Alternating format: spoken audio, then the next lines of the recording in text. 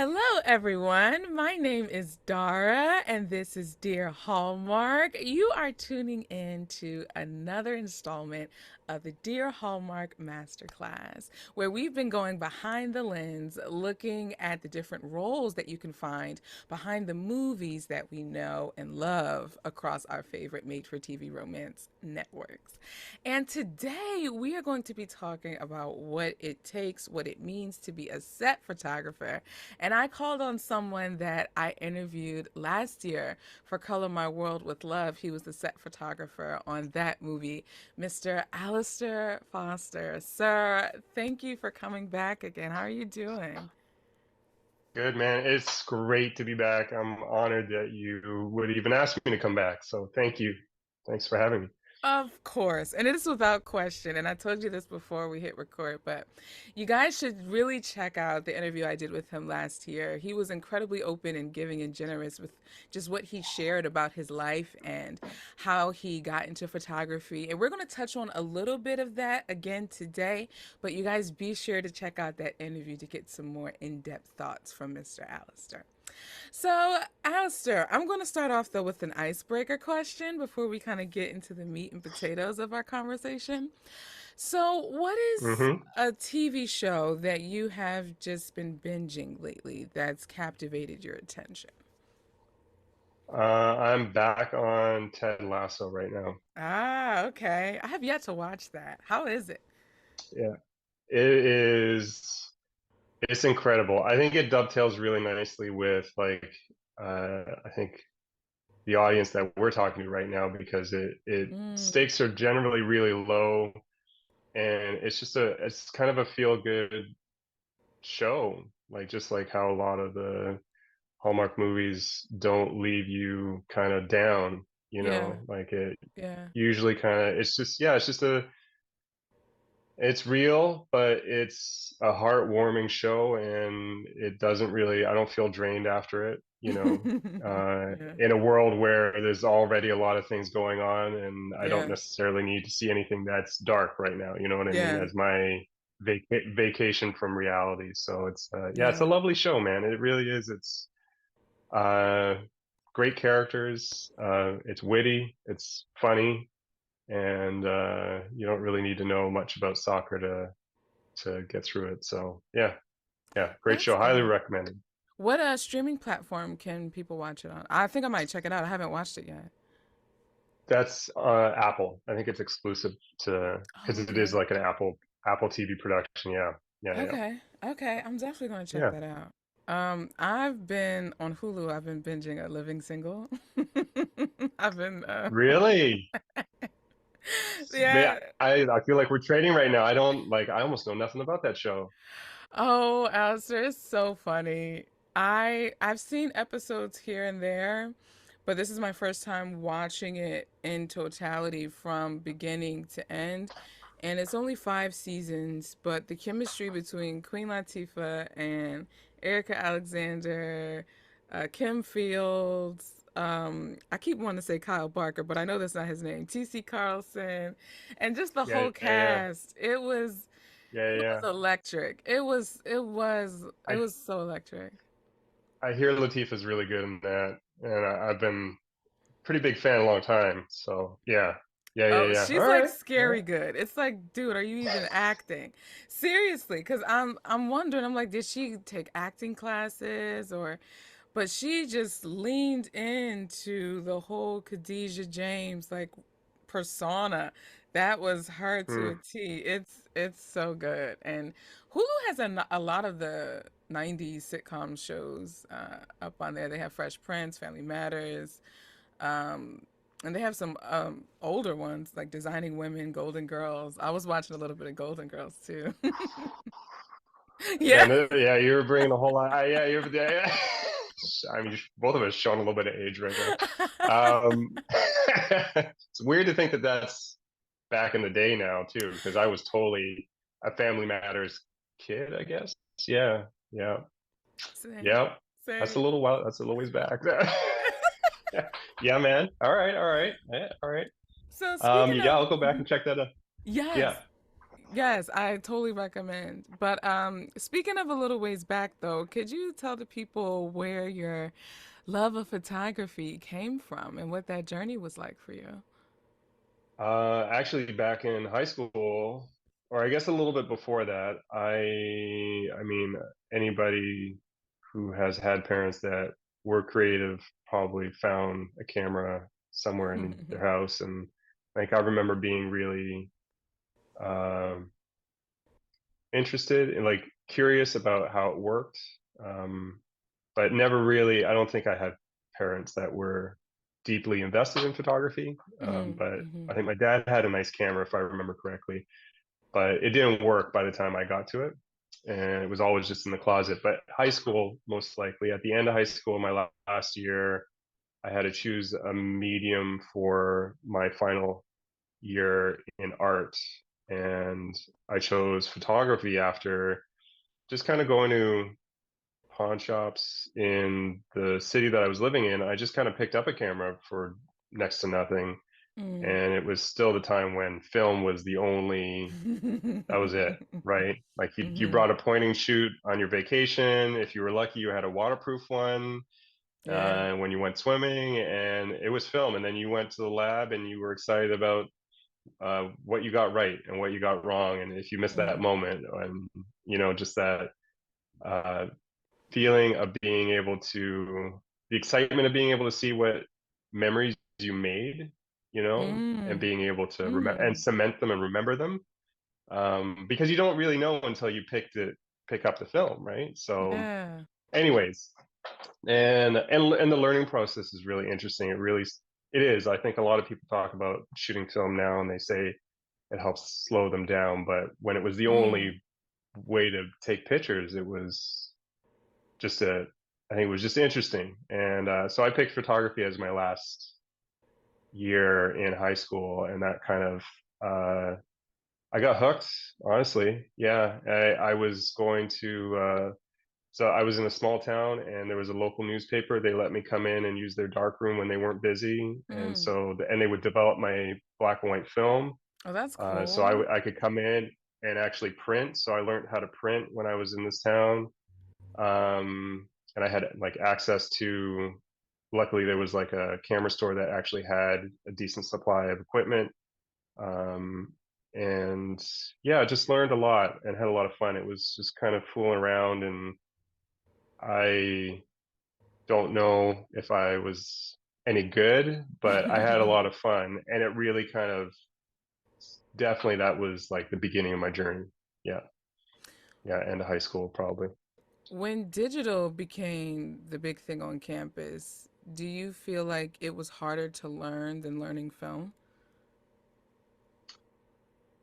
In a way, yeah, in a way, I think so. There was generally, I think, a lot of just everybody was growing together with it and trying to Mm. figure it out. Mm-hmm. So you talk to, I think it probably would have been harder for people who are already industry professionals who had an established workflow that were later in their career. Mm. I think you talk to those people, I think that would have been like the hardest.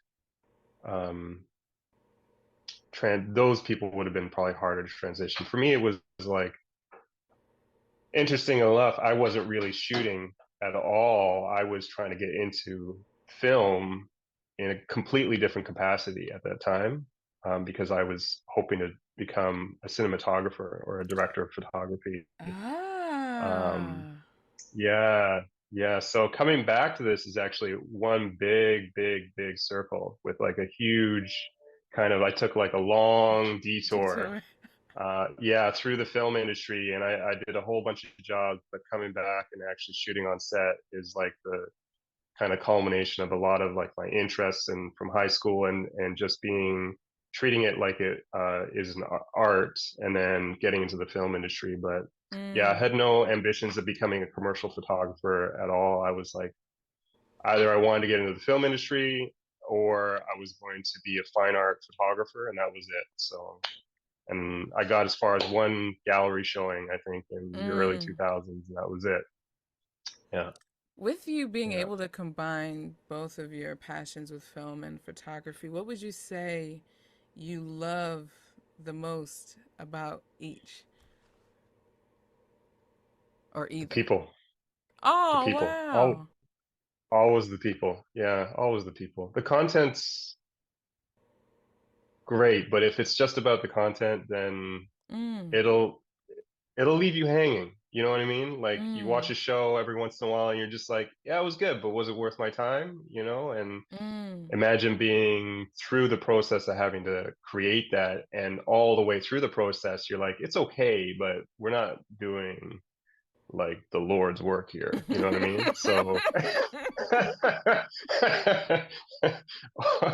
we're not we're not really saving lives right now, you know what I mean? So it can be, but then you come across projects where you really believe in it or it is artistically or creatively very satisfying, mm, but you'll be left dry if it's the content. But the people, mm, I mean, you get to know and collaborate with people like on both sides. Like with photography, it's, I'm lucky that people let me earn their trust, mm, to then open up in front and be available in a very like sometimes intimidating situation, when you have a lens pointed with you. And then on yeah. set, it's working with a whole group of people and you're trying to solve problems and get through a day. And yeah, the collaboration is incredible when you're on set. But yeah, yeah, I would say the people for sure. And we're going to get into that set life in a little bit. But what for you, what would you say was your biggest transition, or how was that transition for you when you kind of journeyed through this passion of filmmaking when you were doing cinematography and being on sets to then getting back to the camera? Was it kind of like riding a bike, or were there some or was there a bigger adjustment than you realized? Both. And I should be Mm, clear. Actually never actually ended up shooting mm, much. okay. So when I got into film, I actually said, well, I should do this right. Let me learn lighting in a traditional way. So I got into the lighting department Mm, in Toronto, and then wanted to just kind of learn how things worked on set before I got to a point where I could sort of start using those tools to speak with my voice, and then start mm, trying to look at becoming and shooting more. And but I never made it there. I got sort mm, of, again, I like to say, tricked into becoming a grip, but it became like a career that I just thoroughly enjoyed. Somebody just mm. offered me an opportunity to join a different department, and then that was it. And I just kind of have done top to bottom as a member of the grip department, and did a lot of work as a dolly grip, and uh, and to be sometimes a really good dolly grip, which I know a lot of people might not know what that is, but I was going to you kind ask of have to you. think, yeah, I was like, could you you kind of have explain? to, yeah, yeah, yeah. So a dolly grip is somebody who works really closely with the camera operator Okay. and or sometimes the director and the focus puller. But the three people that are generally, you need one person for sure, which is a camera operator, to be able to, you know, execute a shot, right? Mm-hmm. From concept, whoever is giving that concept, and then usually there's a focus puller who chooses artistically what the Mm. focus is being um, put on, so that as viewers we're told that this is the highlight, right? This is what we should be Mm. looking at. Mm-hmm. And that's very subjective, and why we don't like, Yeah. there's no autofocus in on set, right? Mm. Yeah. Because a computer can't do that for us, right? It can't Right. say, look at the watch and then pan up and then focus really deep in the background and put those two things together. And in our mind, conceptually, that says something story wise, right? So, Right. and then when there's camera movement, that's when a dolly grip can come into play. So, and I guess the simplest way to put it is a dolly grip is in charge of the placement and movement of the camera, Mm. not operating the camera itself, but the things that the camera would then be placed on. So like a dolly is a machine that can raise and lower the camera, and then you can take that and it's on wheels and then move it around on a smooth surface, or then put Mm. that on track. And so you might see like behind the scenes where there's like what looks like railroad track, and there would be a dolly Okay. on that. And then Yes. that's how you get some of those tracking shots, right? And so the dolly Okay. grip will be the person who is then helping with the movement and placement of the camera in space, right? Okay.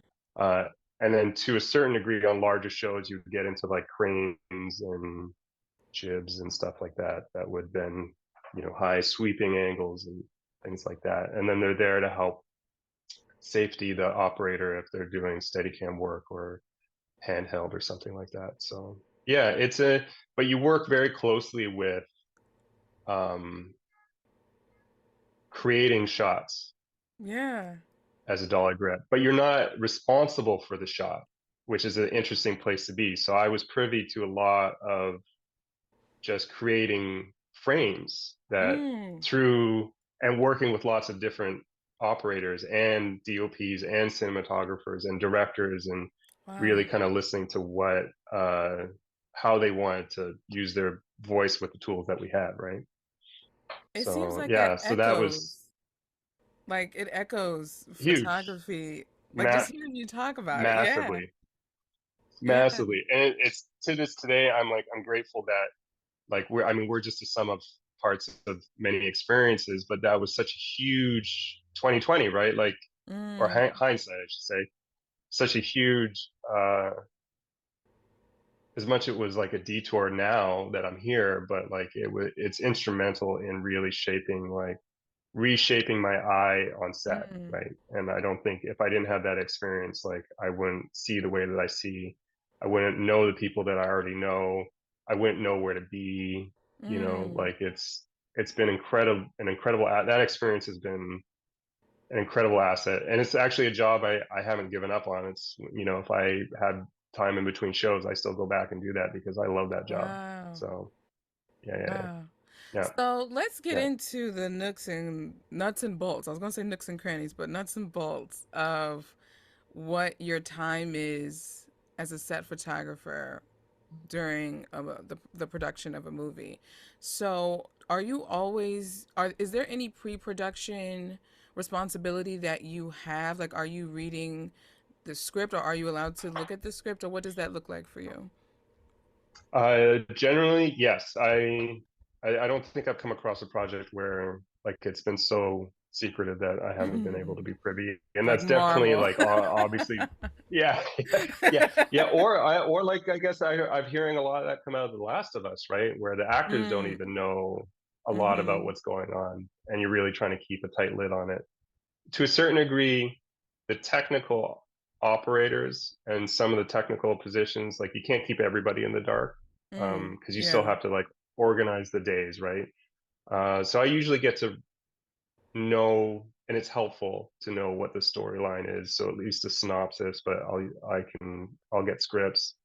Um, there'll be Sometimes there'll be a consultation about like what days might be best, but generally for the networks that I work for, they will have already sort of chosen uh, days based on like a shooting schedule and a call that they would have with the production, including producers and the production manager, et cetera. And then they'll decide that these maybe logistically and content wise are the best days for um, set photography, and then I'll be hired for those days, and then there'll be generally a memo that is sent out that makes everybody aware that I'll be showing up, Mm, including actors and then production, so that I'm included in like any emails, so I make sure I get call sheets, and then I'll usually, but not always, get a list of hopes and dreams is what I like to say it is, mm. like what the network is hoping to get out of that day, right? And then all things going accordingly, and if possible, then I try and execute, what they're asking for. And so, could you articulate to us normally what it is the network is asking for when they have you on set to take certain shots? Yeah, generally, it all speaks to like marketing the project, right? So like whatever can Mm, help sort of tell the story, I think generally without being told or asked, like tell the story without maybe mm, giving away too much, you know? mm-hmm. Or at least if you're giving away something that might be a spoiler, then it should be, um, I can't think of the right word. It should be unclear, Mm, right? mm-hmm. That it is related to the story, right? Mm-hmm. Because that's the nice thing about a still, just a moment, is it you can easily take it out of context. So Oh even if it may yeah. be a spoiler, right, it could be a moment that you don't even connect until you actually see, you Yeah. know, the project. So kind of like tell the story, help, promote it in the way in a favorable light, or add drama in a way that then helps sort of make you want to ask more questions, which then hopefully Mm, pushes you to want to see it. So if you see an image that says, man, like I love Tyler Hines and he's looking really good in this photo in this upcoming movie, then, like my job's done. So, but beyond that, the specials is usually what I think would be a specific request. So they might say, well, this is a big ensemble Christmas movie, for example, with Hallmark. We're hoping to kind of get them not only acting in the scene with the unit photography, like when the motion cameras are rolling, but also kind of like a set portrait where it kind of looks like they're in mm. the story's environment, but they're looking at the still camera instead, right? So it is like Yeah. kind of like a portrait, and it kind of says, "This is this family. They're in character ish." Yeah. With a backdrop of Christmas, and it feels like you're connecting with them more directly because generally it's a hard and fast rule that you don't look into the lens, Okay. uh, right? It's very arresting if we were watching something on TV or a movie and the Right. actor then looks, so Right. a lot Right. Right. of that work when they're acting, we try and stay out of their eye line, but also they're looking off to the side, so you don't have that connection.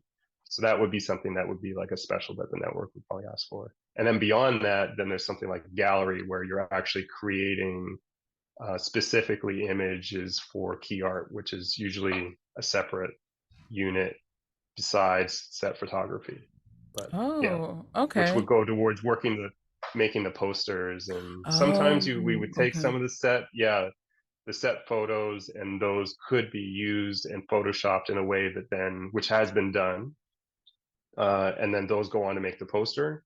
But sometimes a studio session would be necessary because like the network might have something very specific in mind, like they see that the poster would look like Mm-hmm. this, and then they would have a mock-up, and then a specific day would be chosen to shoot that in a studio.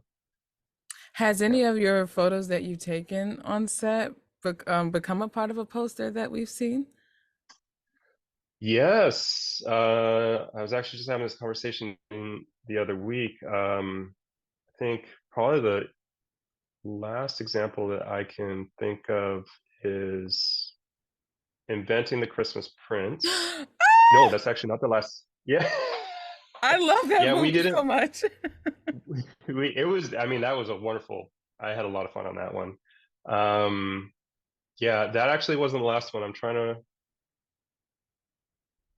Wedding Cottage recently, but that was a Mm, different scenario. It was kind of a bit of a hybrid where we kind of did some photos on set, but it kind of felt like it was still, we still try to treat it like it was sort of a bit of a studio experience as well. But mm. I don't think the key art is out for that yet, but I think we'll see that. And then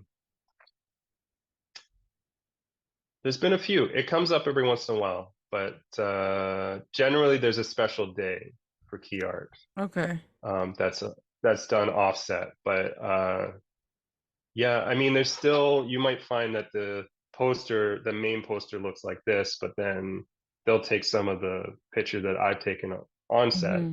and then still add title or banners or to Yeah. that. Yeah. right? And then it kind of feels like it's an extension of that, but it doesn't, look the same, right? Yeah. It's not studio lit because I'm always working with what is available. Yeah. So can you talk about what your day looks like from like you open your eyes, thank God for waking you up, and then you're on your way. Like what does a Work. day look like for you? I will get a call sheet. I'll kind of schedule my day, make sure I know where I'm going the night before, wake up in the morning, double check that I've kind of prepped everything in the cases that I have, and I have all my gear that I need to bring. Load up, drive out, and land on set. And I'll usually take a few moments to just kind of get my bearings, unless it's somewhere that I know that I've been before, like a location that, Mm. I think by now, especially in the Hallmark universe, we've noticed that certain locations are revisited a few times, and we're starting to Yeah. kind of get to know them, right? Yeah. So, and it's the same for me. Like there's just a few places that I know exactly what to expect because we've worked there before, a few times, and then Yeah. I'll read the call sheet, make sure that there's a few people on there that I know if there's anybody that I've befriended before that I'm excited to see. Just make sure Mm. that if there's an actor that I haven't worked with, then I'll look them up to make sure that I know what they look like, so that when I arrive, then I can be like, boom, you're on my hit list. Um, Hmm. and I know who to look out for, and then yeah, land on set, get my bearings. Like I said, unless it's somewhere that's familiar, say hi to people that I know, because it's always, again, it's the people, right? Hmm. So, and I'm always grateful for the fact that so many crew members give me space Mm. to work because I am a visitor, right? Mm. I'm not there every day that they're shooting. And if I get my work done, it doesn't necessarily mean that the day goes faster Mm. either. Hmm. So I really try to honor that, and the fact that people give me space and they trust me um, to be in that space. And then yeah, so I like to say hi, make sure like I've made myself aware, but also try and stay a little bit in the shadows and not be low profile is definitely a very helpful asset Yeah. in my line of work. Yeah, yeah. So what? Um, Mhm. and then sorry, yes, go ahead. No, I was gonna let you finish. I'm sorry. I didn't want to cut you off in case you had something else that you wanted to say. No, just the rest of the day is just trying to fight for good frames. That's it. So Mm. yeah, just try and always be watching and looking for interesting frames that kind of say something, that really help. Uh, a few things. I always like to say that if I feel like the actors would be happy with how they're being represented, then almost everybody is really happy. Like my, Mm. first line of defense is to make sure that they look good, you know, because if they look good, then they're happy, and then it's more likely that like the network is inevitably going to be happy, because they have hopefully great assets that say, here are the people that are the key actors in this film. Look at them looking really good, right, and Hmm. represented well, and then after that, just trying to tell the story, right? Tell a Yeah. story. Try and find those moments where you're either they're acting or you're creating a moment that really communicates what that project's about, right? Yeah. It's so crazy how each like the theme of storytelling has been coming up no matter which role or which person I've talked to, like talking with the costumer, the production designer, they each mentioned how they see storytelling through that aspect. And it's just so enriching to just listen to how storytelling is composed through these different mediums, through fashion and wardrobe, through set design, and even through photography. It's just been really like this whole masterclass. This is why I enjoy talking with people in different positions and different roles, because you can really, it broadens your perspective, but at the same time you can see how everything gels together, and the big, I don't want to call it machine, but like the unifying factor of everybody being there is telling a story. And it's just so It, neat to see how it's the branches are it broken off from that. always is. I mean, if you think about it, no matter what, it has to be source material. If it's a book or an idea that somebody, but at some point somebody wrote it down and you're trying to Mm, tell a story, right? Like that's literally like if it's a documentary or it's a reflection of reality, however you want to call it, or if it's fiction that was completely dreamed up, it's still mm, a version of storytelling. And then that, like, the script is like the narrow that mm, then kind of dictates what we all do.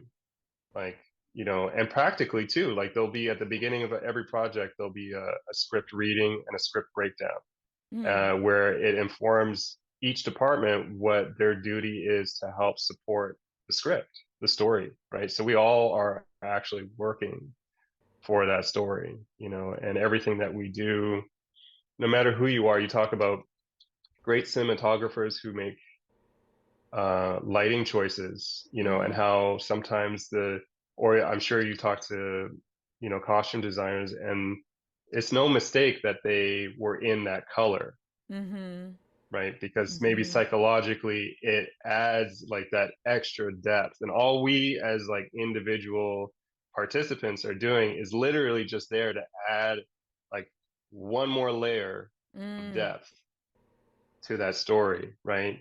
So that it feels like it's even more three-dimensional, you know, Oh, in that's a so in a good. two-dimensional screen, right? So Yes. yeah, Oh, yeah. wow. That's so profound. That's so, and that's one thing too, because I know jack squat about filming. Like, I'm from a literature camp, so my stuff is 2D in a product sense, but 3D up here as a writer, of course. But there's only so much you can see and hold up here, and then to now be, for lack of better words, thrusted with my podcast into this filming community, and to see the broad range and the broad spectrum of how something that can come from up here or from this 2D product and get made into this three-dimensional space where you feel like you can smell what they're cooking, or you can touch what they're holding or what they're wearing with the type of coat they have, or with the type of couch that they sit on, or something like that. Yeah. Like, it's just this has been Or so profound. it's crazy because I think the number one thing that I get feedback from being on the inside of the industry is that people don't understand like it's just amazing how many people, like, we show up, and like even if it's a small project, it's like hundreds of people, and like it's like the circus comes to town, right? Like, there's like tractor trailers, and we're invading, and there's lights everywhere, and there's like people, and we bring our own food, and it's just like bedlam, right? Like total takeover. And it's hard to see, like when you see like a skyscraper going up, you're like, of course it would take 1,000 people, Mm, like all around the, like all, because like look at how big it is, like it's crazy. But yeah. with like a movie, it's hard to conceptualize how much work goes into that. Yes. um because you just see the product, and the product isn't tangible, it's two-dimensional, you can't hold it, you can't actually like turn it around and go, wow, a lot of work went into it, unless you know the language and everything. And what I actually find really interesting, I think from your perspective, talking as a writer, you're saying it's all up here, but probably what's the most interesting factor is that it takes this many people to try and keep up with our own imaginations, Oh, that's right? so profound. Oh my God. But like it's amazing because like we could do that in a like we read a book Wow. from a story perspective, and we Yeah. just like immediately, and I'm sure you can relate to this, you create a whole world like immediately. Oh, his name is Brad, Hmm. he lives on the street, you start painting it all in your head, you know what the street looks like based on memories that you've had. You Yeah. had this intimate connection from something that you remember in a memory from childhood. uh like you know how many people it takes to try and keep up with that and make it feel like it's really intimate and speaks broadly to everyone, right? So Mm, from a business perspective, right? Like you're trying to appeal to sure. like a mass audience, right? So yeah, it takes a lot of practical execution, right? Like as you said, you can really smell the food. Somebody was there cooking that food, right? Like if you see it on screen, it had to be produced, right? Like Yeah. somebody had to bring that, make that show up, create it if it didn't exist at all. My favorite is if it was like a dark and dreary night, guess what we were doing? We were out Mm, working, outside on a dark and dreary night to make it feel like it was that feeling, right? We were out yeah. there doing that work at that time, right? And so, yeah, yeah, What would you yeah. say? But like, Sorry. I'm so sorry. I get so no, no, no, excited. I no. have I all just these love that. questions. I love that thing about the, no, that the. God, I just love that you kind of put those two together as a writer. But like, I really do think it takes an army to try and keep up with like human imagination, to try and recreate that as a machine. And it really is a big machine. But like, look what we have to do. Yeah, or you could just read a book. Well, that too, like that's I think that's why, from my perspective, I love books because I feel like they get the gears turning. Because I kind of take on the C.S. Lewis philosophy where I feel like the imagination is one of those things that we lose as adults, that like that muscle that doesn't get exercised when we're as we grow up because of cynicism, like jaded experience, things like that can really dull how we see and just the whimsy and the faith and the hope that our imagination can produce. And even just practically just even trying to picture things in general in our minds, sometimes I don't think we allow ourselves the space and the opportunity to do that. And I think that's why I go hard for fiction so much, because I think fiction not only is a way to present nonfiction principles and kind of repackage them in a palatable way for people to digest, but I think it also it whets the gears and gets the gears going on your imagination. So like if someone was half man, half goat, or a whatever a centaur is, and then you can see them running through the forest, like your mind will be able to work to try to picture that, to see, and then who knows where you can go from there, what you can dream for yourself, what you can hope from yourself just from reading that book and being able to work your imagination like a muscle to get those pictures to come to Totally. your head. You know what I mean? Which is, yeah, I totally know what you mean, because I find that is, I think, ties into something that somebody told me when I was like at the beginning of really being interested in, like, I'll just say image making, like, period, Mm. like like Mm-hmm. right out of high school. And they said, I don't know, sometimes it floats around, but like there's a general feeling that, like photos can be a lie, right? Like Mm. a photograph isn't necessarily the truth.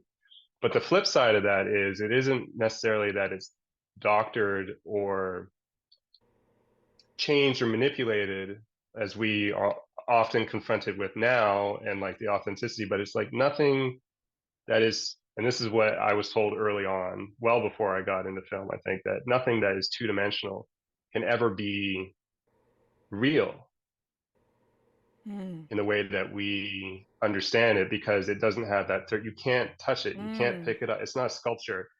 So, and based on that, it is a lie for sure, but it is immediately representative, right? So it immediately becomes a metaphor. Like no matter what it is, if it's two-dimensional, it's a it is only representing something else. So what do you choose to say with that metaphor is what Wow. kind of lends that, like what you're talking about, that subversion, right? Like if it's a Yeah. centaur, like now it doesn't matter, you're disconnecting and you're like, okay, so like but it's still a metaphor because the centaur represents Yeah. what, right? Yeah. Right, and then that kind of and then like how do I see myself and relate to that, and what does that say about me, and how do I learn something from this, if there is something to learn from that. But like it's allegory, it's metaphor, it is not real, it never can be real because it is two-dimensional. You can't like I can hold a picture, but like I see the person, but this is Mm, not them, mm, right? And even if it was a sculpture of them, you could say, you can't say it is them, but you can say that it is made out of rock or metal, right? This mm. is a rock, right? So I can touch that and I can manipulate that, but you can't. It's just metaphor. We're just playing with metaphors. That's all we're doing. Ah! I love that. Oh, I love that so much.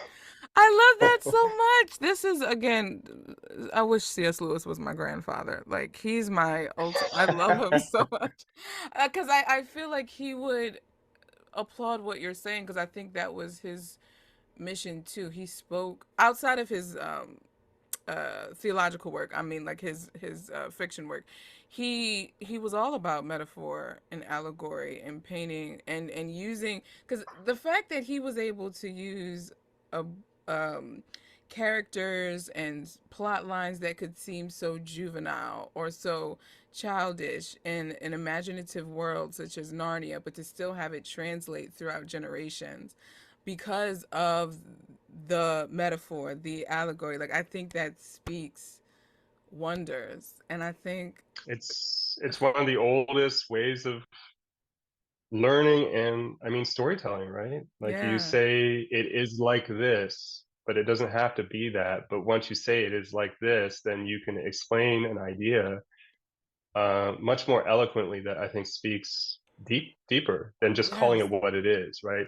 And you're not yes, saying do this because this. You're saying look at this, look at this idea, like, and let's mm-hmm, unwrap. And it is like, and it smells like, and it feels mm-hmm. like, and it is, and then it's the intimacy of understanding an idea through a story. Yeah, I but can't. yeah. This is great. This is so great.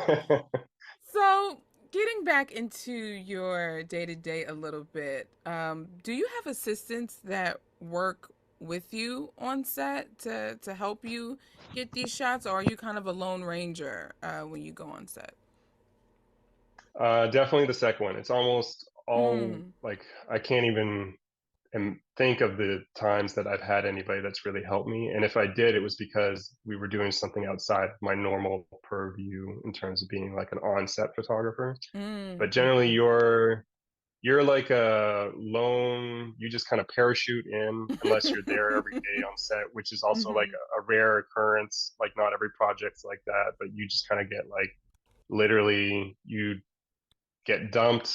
You have to find your bearings, figure it out, and then Mm, you're on your own. So if you need help, you need to try and make friends really quickly if you don't already have friends, right? Like if you mm. or liaise with people and really kind of contact with them. Or I mean, I know some people who, and depending on the network and what you're asked to shoot, you can kind of go through your whole day just being completely incognito and a ninja. And I know a lot of people Wow. prefer to operate that way because you can show up, not say a word, shoot as if you're just never, you know, seen, and you're just kind of hiding in the background. You try and stay out of the way, um, and then go home, right? So you can do the job without actually having to interact with anybody, but you're not going to get any of the portraits, obviously, Mm, that like these environmental portraits, because that requires like coordination and obviously some kind of communication. So um, yeah, but all that on your own. So you're your own person. mm. Every Sometimes you might have a publicist that may be local, but generally on the shows that I work on, the titles that I work on, they're all working remotely from the States. So, Oh, okay. and then we're producing everything here. So all of this Yeah. will be done through email. And it's really up to me to sort of represent the network in that capacity on set, but Okay. on my own. So there's no one to help Right. like kind of field or like buffer against any issues or anything like that. So Right. yeah, or material like kind of manufacture moments or anything like that. So that's sort of up to you. But yeah, that's your own boss in a way, Mm, and the only repercussions are uh, answering for what you have or haven't gotten. Like mm. the truth is always in what gets delivered photo wise at the end of the day, right? Yeah. So nobody's there to really tell you that you're late necessarily, or you leave early, or that you didn't Mm. shoot this or that, or why weren't you kind of around, or if you feel like you got it and they go and they do 10 more takes of it and you're like, but I shot it, then you can go and sit it out for a little while. And so Mm. there's a lot of freedom, but there's a Yeah. lot to answer for. Yeah. I bet. And I think that speaks back to something you mentioned in our first interview where you talked about serving the image and not necessarily the per well, not that you're not serving the person, but like your goal is to serve the image when you're capturing it. And I can imagine with that role, that's your purpose, is to really like, did you serve the image? Are you capturing the image, that essence of what the movie is about with that, or at least a piece of it, a peak of it, with that shot that you're getting? That's what that reminded me of when you were talking about that. You have a great memory, man. I'm saying, you do your homework, but yeah. Yeah, I mean, I joke about how you caught me out like right out of the gate in our first interview with that. Like, what did you mean by it? I'm like, oh Lord, she read my bio. Because I I actually have found to it so explain that to interesting. somebody. I like it was the way it was written that captivated me, and so I thought, oh, what did he mean when he said this? Like a philosophy of photography. Because I've known some photographers in my day, but they've never expressed or articulated their purpose quite the way that you have. So I was very intrigued. That's why I asked that. Yeah, well, and I think just to add another layer to, I guess, that answer that is in that other interview is because I mean, I had a lot of fun, I think, talking that out with you because I don't Hmm. think I actually had explained it in depth that way to anybody. I don't think anybody's actually asked me, like, what man, Wow. what kind of nonsense did you write on your website? Oh um, man. yeah, besides like I had somebody kind of proofread and as an editor before I published it, and they were like, "Yeah, no, that looks good. I think that was it. That's as far as I probably got with that." Wow. And talking to my wife about it, yeah. But I think to add that extra layer, like just talking about how we've been sort of, it's the metaphors, right? And as we know with like allegory, I think I should say, with like allegory and metaphors and working in a creative environment, you're using all those tools, the tools that you have at hand to really craft it as complete as you can, right? Yeah. Will I Yeah. will I ever get to a point of perfection where in one frame I have wrapped up this moment? Never. I will never Mm. get there. Like never. Should I strive always to try and put all the pieces together and hope that the stars align with like how all the variables are swirling around us all the time, and I just Mm. happen to push the button and Mm. technically get it right as well. Yeah, I should keep on trying to do that, but I will never reach perfection. I can only hope that I try and get as close to it as possible and that it is easily conveyed when you look at it. So yeah, I think it keeps you honest, right? Like, Yeah. for me personally, from like a actual, I'm being hired to do a job, Mm. uh, then like I still like to think that it's important that I work for the people who are actually in front of my lens first, right? Like if I do Mm-hmm. poorly by them, that will always come back to me, right? Yeah. Whether they want to look at the photos or not, they'll probably see them eventually. And if I took a bad frame of them, they're going to be like, I don't want to work with that guy again. Why did he catch me yawning?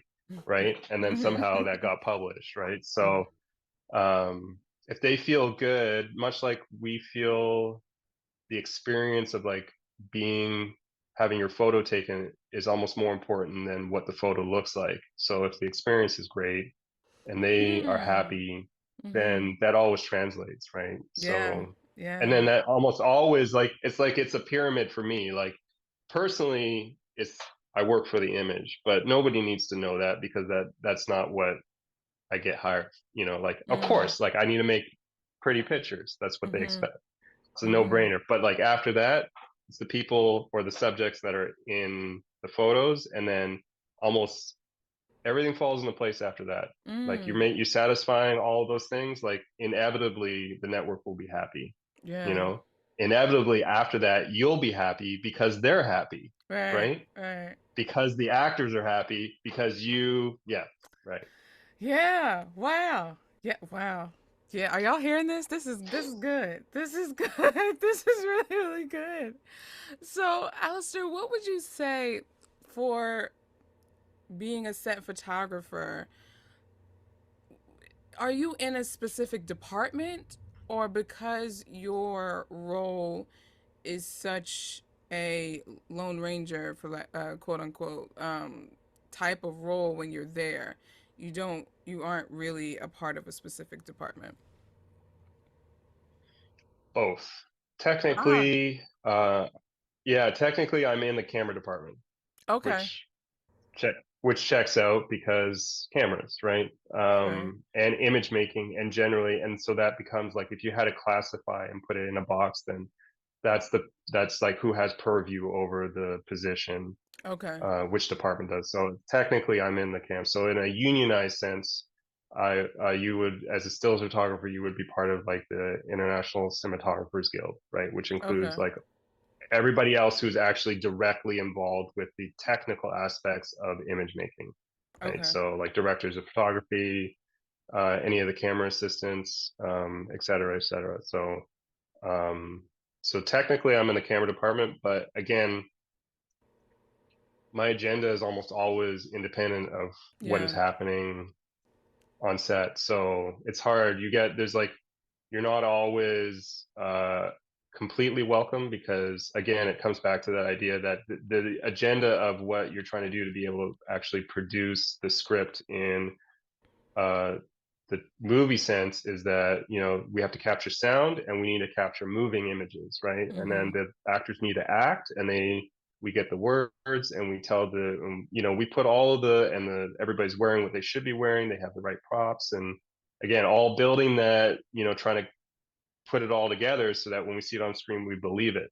yeah, um, and that's that agenda. My agenda is literally just to take moments, so I have a mm, completely different, just so it's not always like compatible, right? Like yeah, you try and stay out of the way because again, like if I get everything, all my work done and I get it done early and I feel like, man, like I did it, it doesn't mean we're all done for the day, right? mm-hmm, They still have to finish what's on the schedule. So you are both you're a lone ranger and sort of an outcast, and but you also are part of the um the larger part of the machine, right? Which is yeah, sometimes hard to yeah, see because like you don't know that you're missing marketing materials until you're done shooting and you're mm, past editing, right? And then you're about to start promoting the film because you have the product, right? You have the mm-hmm, film, and you're like, man, I just wish we had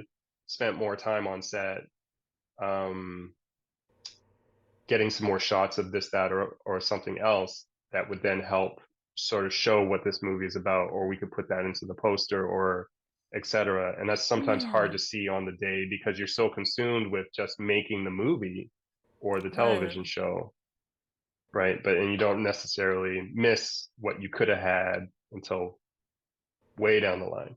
mm, But that's where it also helps. I think the biggest compliment that I had from somebody on set was that was just like outrageously generous in terms of like giving me space. They said it was a camera operator, and they said that, like, no, we love having you here. You need to be here. Your work is just as important as ours because mm, you keep us working. You help keep us working, right? Like, mm, if the movie doesn't do well, then will we have another movie, right? yeah, So, does it matter what we're creating, if it doesn't really get seen or isn't promoted or yeah, and I was like that, yeah, that was huge for me because it really validated me being on set, wow, versus like the network always appreciates having really great photos because they take them and then do great things with them, right? And yeah, then your work gets out and that's awesome. But um, yeah, it's hard to appreciate what sometimes we do as lone rangers, as you said, on set. Yeah. Yeah. What would you say to the person who's listening who may be in photography and have a love of photography, but after listening to our conversation, may want to transition into becoming a set photographer? What advice would you give to that person for how to make their transition or make their way to becoming a set photographer? I would say if you don't have any experience in any capacity with being on set, try and find a way to get on set Mm, before you try and maybe tackle shooting on set. It can be very uh, challenging to kind of understand from an outside perspective where to stand. mm, Um,